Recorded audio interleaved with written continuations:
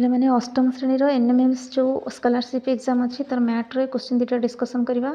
ये गोटे आयतकार चित्र देती तार विपरीत साइड्रे जो मैंने अच्छा संख्या गुड़िक ताकू देखिकी मझी को आम लक्ष्य रखिकी क्वेश्चन सल्यूशन करवा। तो आमर 9 दशा केते होची विपरीत बस 9 दशा 90 90 रु 32 32 फिटले 58 जोटा कि मझीरे अच्छी एंड से भाई ये 15 दशा केते हम 150 9टा 72 फेड़देले हो 78 ऑप्शन हो सी।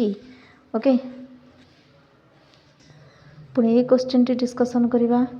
ये केमती 3 15 35 केमती पे मैंने 2 स्क्वायर -1 हो 3 हो 2 स्क्वायर -1 3 तापर 4 स्क्वायर 16 16 -1 हो 15 यहाँ हूँ 6 स्क्वायर तार ये 8 स्क्वायर -1 8 64 -1 63 हो आंसर 64 -1 63।